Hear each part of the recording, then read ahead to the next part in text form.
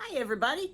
I am making chicken pot pie. So I started doing videos a little while ago and then I realized this is like 6 hours long. So I bagged all of those and I'm just gonna make this a little shorter because it was getting really long. So anyway, I had that turkey. I cooked a turkey the other night. I took it off all the bones and then the bones and what was left, I made the turkey soup with. But so I took off all my turkey and what I did is I'm going to be doing 4 little pans of this. Oop, hang on. I'm having issues. We are having technical issues. I'm doing 4 little pans of this because, like I said, I love to give away food. So I will make 4 small ones here instead of one gigantic one, and then I will give them away to people because once they're baked, you can put a cover on them. You can freeze them. They're great. And then later on, you just take them out of the freezer and put them in your fridge for a day so they kind of thaw out, and then you can pop them in the oven, heat them up, and you're good to go. So turkey, and then if you want to cut up all your own vegetables, have a hoot, people. I get bags of frozen veggies, and then the key to the frozen veggies is you have to thaw them out. So I put them in my colander, and then I run water over them and thaw them out. And I love potatoes in mine too, and so I always get you can do it whichever way you want to. I'm digging around here. I get diced potatoes in a can because they're already done for you. But if you want to cook your own potatoes, dice them up, put them in, have a hoot. But this is my way of doing it. And while I'm doing the veggies in the colander, I'll open these up, pour those in there too, and then I rinse them because I don't like the flavor of the can in there, so you know what I mean? So I'll rinse those, and then I just took them and I just put them in here, mixed them up with all the turkey, and now we've got our little pans here all set. Now, cream sauce. It is not that big a deal. I made a roux, okay? Roux is nothing but butter and flour, okay? And you need to cook it for a little bit. And I actually use the same pan that I have the milk in now, so you don't have to worry about it. And it goes very quickly, and you want it to turn, see how that's white? Okay, it's kind of like a nutty brown, and you'll smell it. Don't walk away from the stove. Put it on low heat, medium heat, and it'll happen very quickly. I figured out, like I said, being Italian, I don't really measure everything out. So I kind of looked at those little pans, and I'm thinking, I'm probably going to need like 2 cups of stuff for each one, the cream sauce, right? So there's 4 of them, so 2, 4, 6, 8. So I measured out like probably 5 cups of milk. You can do all milk if you want. That's fine. I do milk, and then I do chicken broth, and I just get the store-bought chicken broth. So I did the other 3.5 of chicken broth. Now, in there too, I also added my pepper because your seasoning's pretty much going to go into this, right? So I added pepper, and then I also added I add a little bouillon because if you're going to add salt to something, you might as well add flavor too. So I put in 2 teaspoons of Knorr seasoning, but I just picked this one up because they didn't have any Knorr today, but this will work too. It's just that powdered bouillon, your basic stuff. So like 2 teaspoons of that into this. Now I've got to make the cream sauce, right? So I have the roux, and by the way, this is a stick of butter, and then you add flour to it until it gets kind of crunchy and thickens up. You can put in as much, the roux you can actually freeze for quite a while. So what I'm going to do now is, this is nice and hot. It's not boiling, but it's really good and hot. So I'm going to take some of the roux, and this is where you have to have a whisk. And just going to take a spoon, and I'm going to put in a big dollop, like this. And I'm going to put it in here, and that will melt again in there. A lot of times you'll have a little bit of leftover, so when I'm pouring it into my pans where the veggies and stuff are, I am going to put it through a strainer. So then if there's any leftover roux in there that didn't melt away or whatever, you won't end up having a big lump of it. I'm going to start off with this, and it actually it thickens up pretty quick, you know, and it's just kind of eyeballing the thickness. Like I said, see, there's a little piece of the roux in there. So those are the little pieces I'm talking about. But you got to stir this really good. And give it a few minutes to heat up, you know. I have this on really, really, really low. I may turn it up just a little bit. There we go. But you don't want to burn your milk. But that's why I add, I do the chicken broth with it, because it's, you know, you have less of a chance of burning it to the bottom of the pan, you know, if you have a little bit of chicken broth mixed in with your milk. All right. So I'm definitely going to need more. And I always make more than I need, you know, or at least I hope I do. So another big tablespoon of it going in here. Now you want this to be somewhat thick, you know what I mean? But it's going to continue to thicken up a bit while you're cooking it, and you don't want it like complete paste either. So you want to get it so it's kind of thickened up, but not like, you know, pudding in here. It's getting there, and you can tell kind of by it kind of traces in here, you know. So that's what we're gonna do. The other thing I do that's a little different than other people with chicken pot pie is I you know, the pie crust kind is okay. I like it. It's good. I make drop biscuits to go on top of mine. And I love them. So it's starting, I can see a difference in the thickness. I don't know if you can, but it's starting to thicken up a little bit here. I don't think it's quite where I need it to be. And I'm sure there's like a ratio out there for it.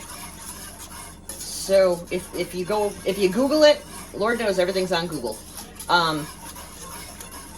But you also have to give yourself a couple minutes in between to see how much it thickens up. Because the last thing you want is for this to completely congeal in your pans. And like I said, there's probably about 9 cups of liquid in here. So there we go.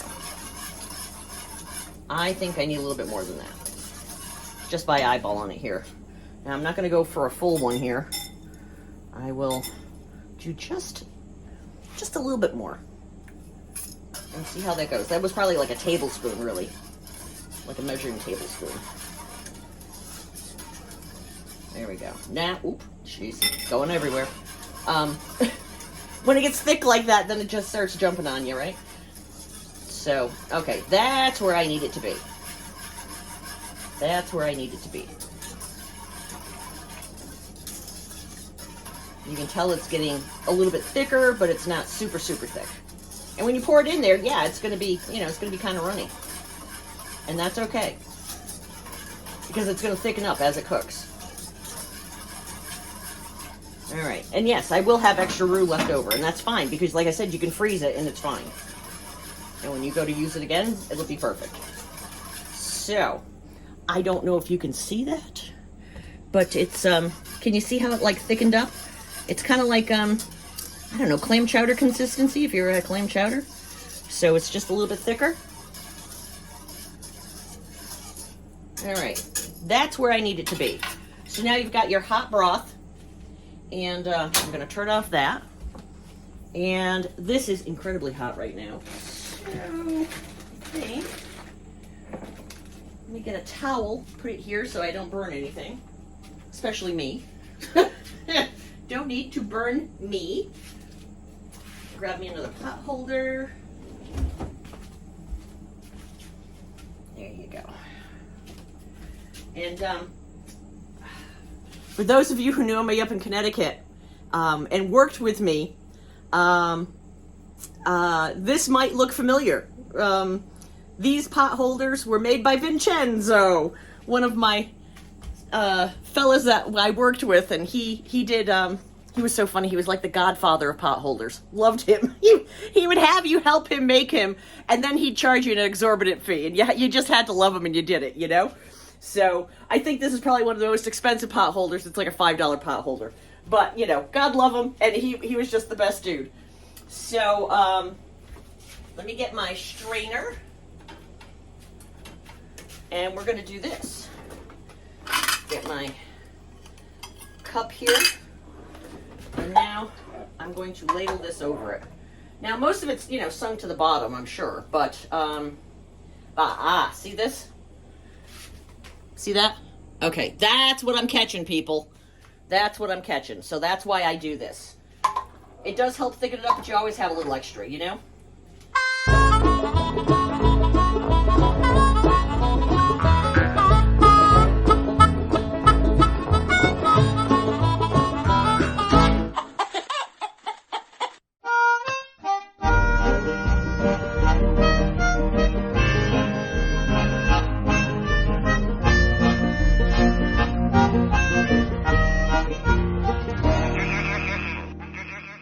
I am sure there is a specific recipe for this.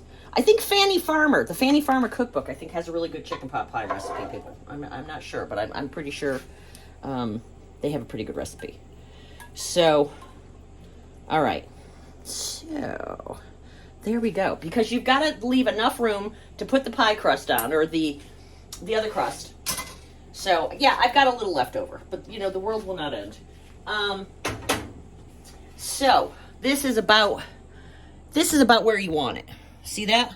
So it's covering up the veggies and all that kind of good stuff. And yeah, look at all the stuff that I caught through that colander. Like, yes, some of the pepper's in there, but I didn't want all that stuff in there because that'll make that really super thick. You've already got the flour in there, you know? So it will thicken up even more. So next what I'm going to do is I'm going to make some drop biscuits. But before I do that, I have to start my oven here and get this going so I can preheat my oven.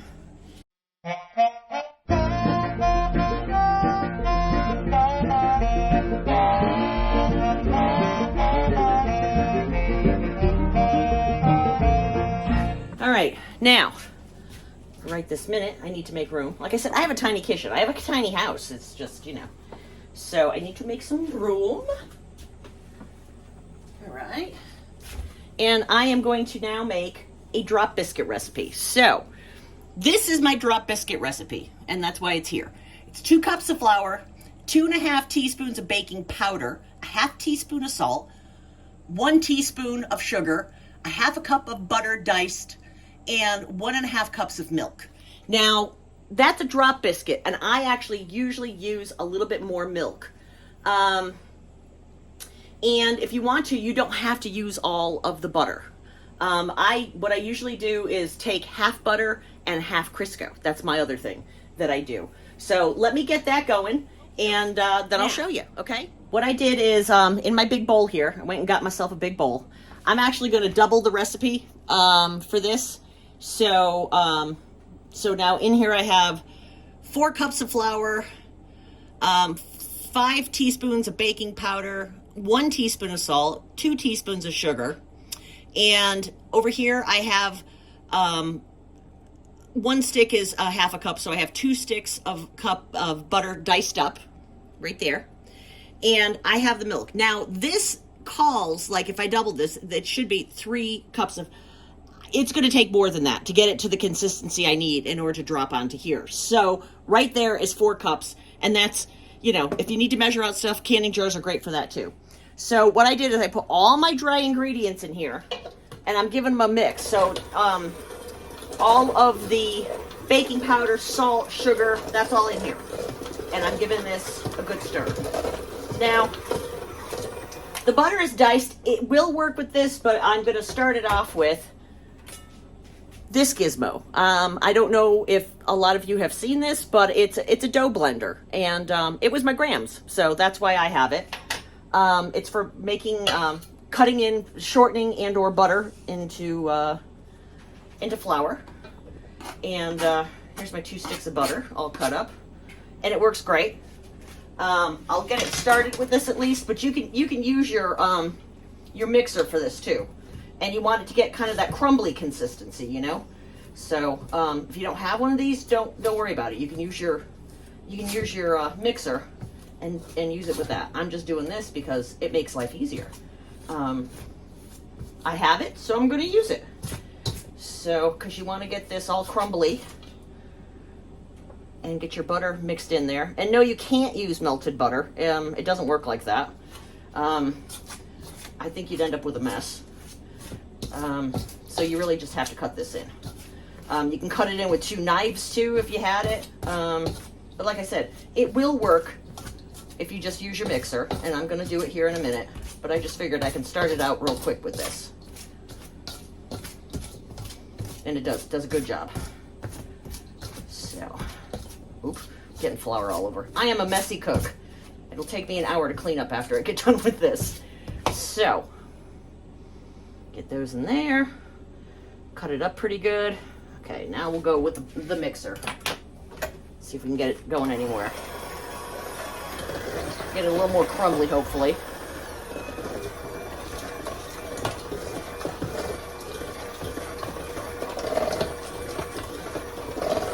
You want the consistency kind of, cornmealy, crumbly.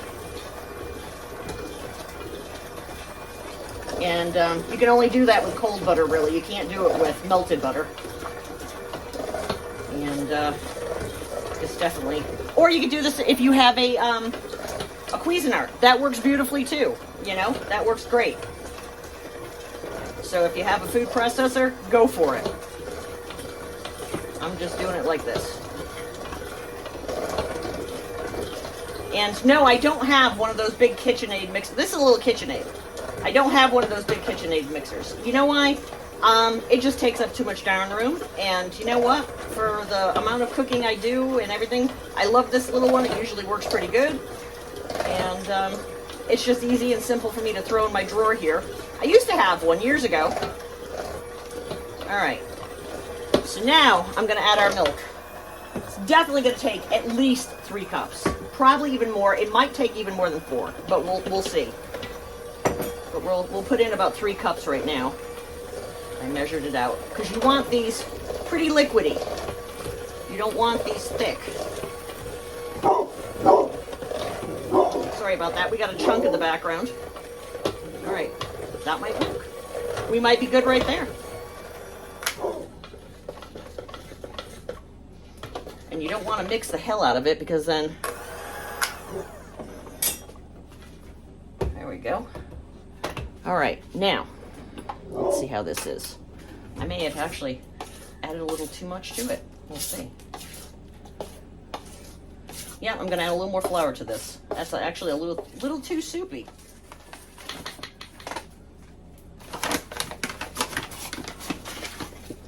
We'll put a little more in there. All right, let's see how that is. Oh, it's starting to thicken up already. There we go. And you don't want to overmix this because you'll take out all your baking powder, But that's getting there. There we go. Sometimes you just need to let it rest for a minute too. Grab that stuff up there on the edge. All right. There we go. What we're going to do is click this down a little bit. If I can. Maybe not.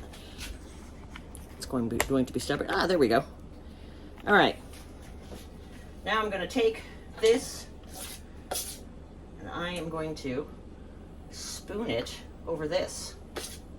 Just like that.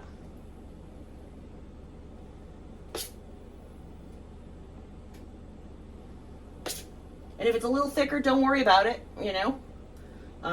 I would rather it a little thinner just because it's easier, But if it's a little thicker, the world won't end either, So I'm going to spoon this all over this. Get around the corners a little bit. Make sure that's good. Just make sure you leave yourself enough room at the top because, this is a biscuit, so it's really going to poof, So make sure you give yourself enough room. So, okay, so that's what I'm doing with the rest of this. So I'll get back to you when I get all this done, and then it goes into the oven. Got these done. And I'm glad I made a double recipe because it did just about cover, it took all of it. So that's a good thing. The oven, my little oven's kind of weird. Yeah, it's old, so, it's just the way it is. it's small. I barely can fit this size rack into here. So I'm going to put 2 on the bottom, and I have the other 2 to go up a little higher. And what I'll do is I will time it for about half an hour, and then I'll come back and I'll check on these. Now, you know, with a gas stove, it's going to cook quicker on the bottom than it does on the top. So I will, at the end of half an hour, I'll probably not only flip them front to back, but I'll flip them up and down too, and then continue to cook it. So, but I'll check with you when it's the time. In the meantime, I'm going to clean up this disaster of a kitchen that I just made. Alrighty there, folks. Well, they just came out of the oven, and there they are. So there is a chicken pot pie with a drop biscuit crust, and they are delicious. They really are. I'm going to get a spoon. Hang on a second. And I cleaned up my world. It's looking much better over here. And I'll do this just so you can see. I'm sure I'm going to be keeping one of these here at home. So let's cut through this so you guys can see. Look at that top. Is that not great? Look. And it's like, it's, you know, still got its liquid in there a little bit, but it's almost like a dumpling, you know, the top.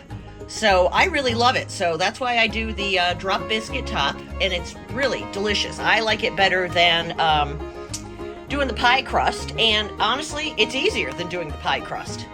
So there you have it. Now I'll let these little suckers cool, and I'll probably have a little bit for tonight. I'll have work out of that one, and these I will take and cover in aluminum foil. And once they're cool, I'll put them in the fridge, and then once they cool off there a bit, then I will put them into the freezer. And then all you got to do is take them out and let them thaw out a bit, and pop them in the oven and heat them back up again. And there you go. You have got chicken or turkey pot pie this time. So, and there you go. Have a great day, everybody.